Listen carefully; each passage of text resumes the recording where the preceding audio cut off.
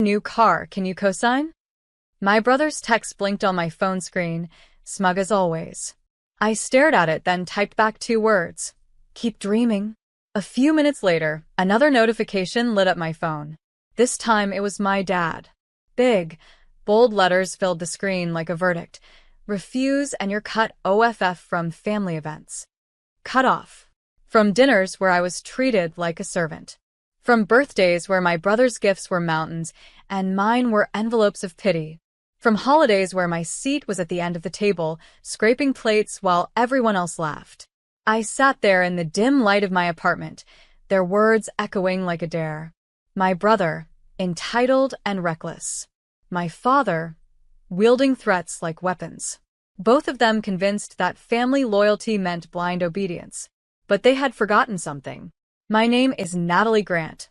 I'm 27 years old. And if you think you know how this ends, stay tuned. What happens when the family that thinks they can buy your silence learns that you're the one holding the receipts? I didn't reply. Not to my brother's demands, not to my father's ultimatum. Instead, I picked up the phone and dialed a number I had been holding onto for months. A number they didn't know I had. As it rang, I picture my father's face when the foundation he thought was his alone began to crack. The face of a man who believed threats could control me. The voice on the other end answered warmly. This is Attorney Collins. Ready to proceed? I smiled into the receiver. Yes. It's time. And just like that, the game shifted. Attorney Collins's voice was calm, confident. We've prepared everything. All we need is your go-ahead to file the paperwork. I leaned back in my chair, staring at the ceiling. Do it. For months I'd been collecting documents, bank transfers, tax records, property deeds, all the proof of how much I had propped up my family while they called me ungrateful. Every loan in my name. Every temporary favor that turned permanent. Every time they told me it was my duty because I was the responsible one. By morning, the plan was in motion.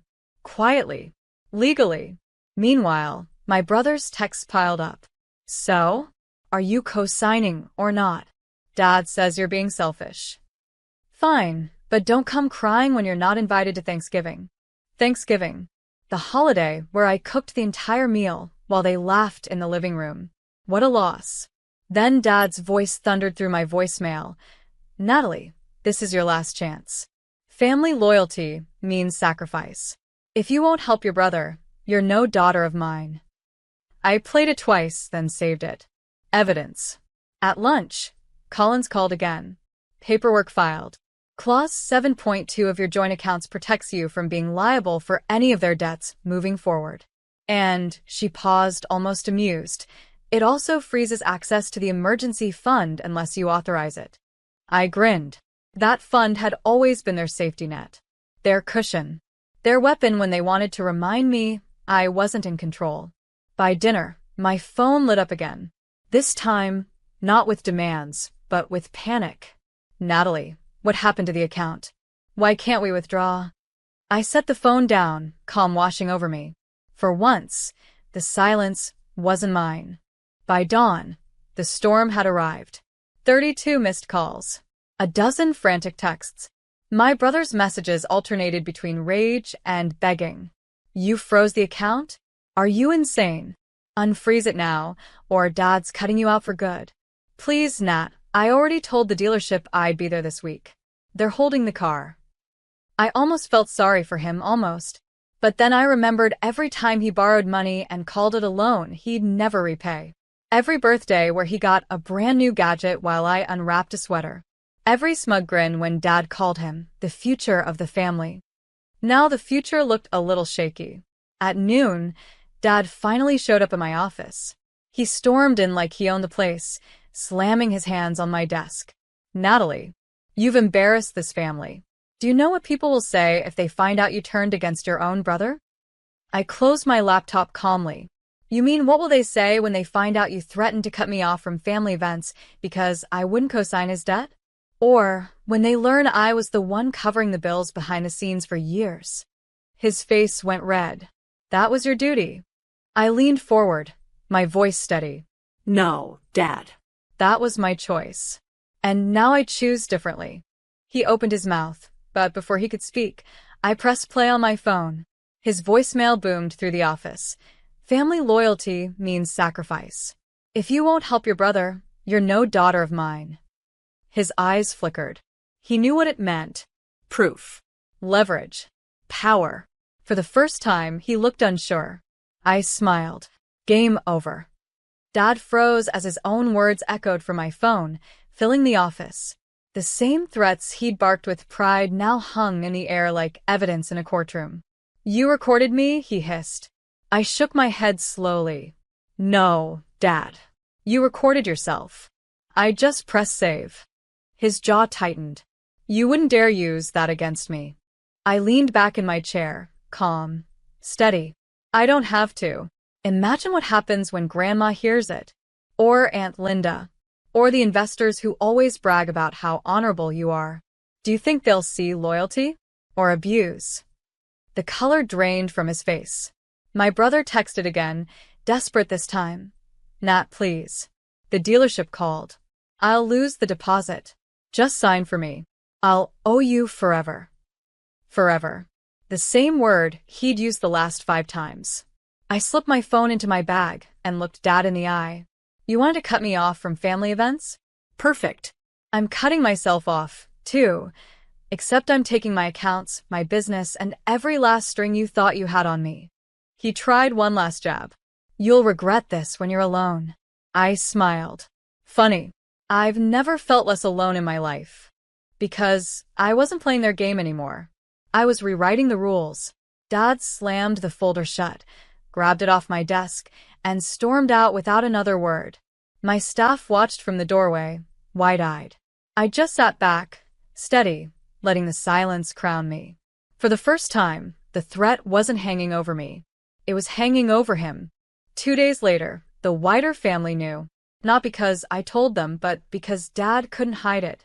Word leaked through cousins, then uncles, then Grandma herself. Everyone had questions. Why would you try to force Natalie into co-signing? Is it true you threatened to cut her off? I didn't need to say a word. The voicemail, forwarded to one relative, spread like wildfire. Dad's booming voice, if you won't help your brother, you're no daughter of mine, was now the family's favorite topic. At Sunday dinner, I stayed home, sipping coffee while my phone buzzed with updates. A cousin texted me. Your dad stormed out halfway through. Grandma told him she's ashamed.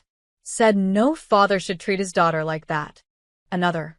Your brother kept whining about the car. No one had sympathy. Aunt Linda told him to grow up. I almost laughed out loud. The same relatives who once looked past every slight against me now saw the truth. Loud and undeniable. Meanwhile, my brother's text shifted tone again. Nat, I'm sorry. I shouldn't have asked. Just can you help me, please? I'll work for you if I have to. For years, I'd been the one reduced to begging. Now the roles had reversed. I typed one reply. No. And for once, that single word felt like the loudest sentence I'd ever spoken. Because the power wasn't in the evidence anymore. It wasn't even in their humiliation. It was in finally saying no and meaning it.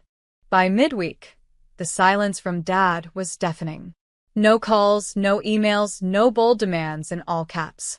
For a man who had spent his life barking orders, the quiet was the clearest sign of defeat. But my brother? He couldn't stop. Nat, I'll pay you back. Just this once. The dealer said they'll blacklist me if I don't follow through. Please, Dad won't help. I need you. Each text was a reminder of the role they had tried to lock me into, provider, fixer, servant. And with every vibration of my phone, my resolve hardened. That night, Attorney Collins called again. Everything's finalized. They can't touch your accounts, and the joint fund is permanently frozen. You're in the clear. I thanked her, a weight lifting from my chest that I hadn't even realized I was still carrying. For the first time in years, I wasn't waiting for the next crisis to land in my lap. I was free. To celebrate, I drove out to a dealership, not for my brother's car, but for mine.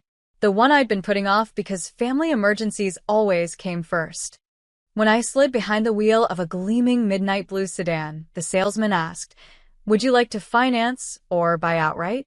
Outright, I said, handing over my card. The refund from the frozen account made it easier than ever. Driving home, the city lights reflected off the hood, and I realized something powerful. I hadn't just cut them off. I had stepped into my own life fully. They had tried to make me feel powerless. Instead, I had proven I was unstoppable. And their silence was proof they knew it. The face-to-face came sooner than I expected. Saturday morning, a knock rattled my apartment door. When I opened it, Dad stood there, shoulders heavy, my brother hovering just behind him like a guilty shadow. "Natalie," Dad began, his voice low, not booming this time. "We need to talk." I crossed my arms. "Funny, last time you wanted to talk." It came in all caps. He winced, glancing at my brother. "We overreacted. Your brother made mistakes, but he's young. We just thought." I cut him off. "You thought I'd roll over. You thought I'd sign my name, ruin my credit, carry his debts, and call it loyalty. That's not family. That's exploitation." My brother shuffled his feet. "I'm sorry, Nat. I didn't mean." I raised a hand. "No, you meant it. You meant every request, every demand, every assumption that I'd sacrifice myself for you. You just didn't expect me to say no."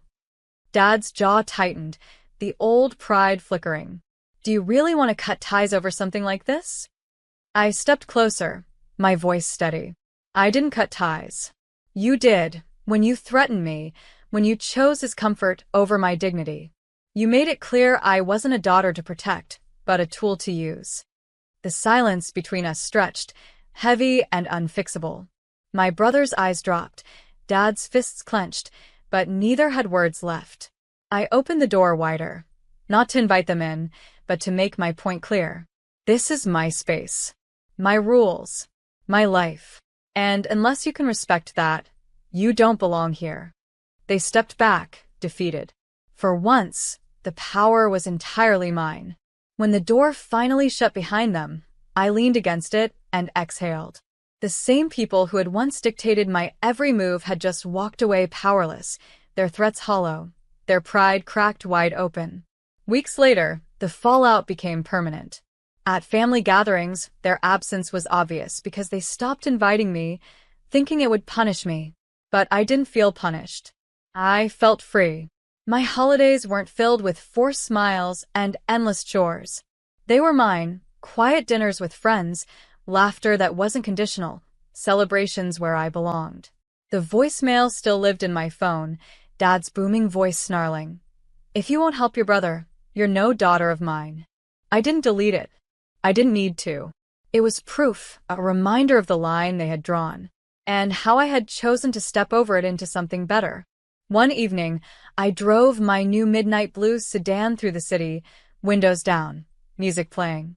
Freedom hummed in the engine, in the road stretching out ahead. This was the car my brother thought would be his, the signature my dad thought he could force from me. Instead, it was mine, bought outright, untethered, undeniable. When I parked, I snapped a photo, me leaning against the hood, skyline glowing behind me. Caption: "Funny thing about threats, they only work if you care about losing what they offer." The likes and comments rolled in. Supportive, admiring. People who saw me not as a freeloader, not as a backup plan, but as someone who had finally chosen herself. And that was the sweetest justice. Not revenge, not payback, just peace. They had tried to cut me off. Instead, I walked away whole. This story shows the bitter truth of family betrayal and the sweet taste of standing up for yourself. Sometimes those closest to you will test your limits, use your kindness, and expect your silence. But when you draw the line, you discover strength you never knew you had. The real lesson is simple. Loyalty is not slavery, and family doesn't mean blind sacrifice. It means respect. Without respect, there is no bond worth keeping. Monetization safe, YouTube friendly, and built to keep viewers hooked, this script carries raw emotion, poetic justice, and a satisfying closure that resonates with millions who've been overlooked or used by the people they trusted most.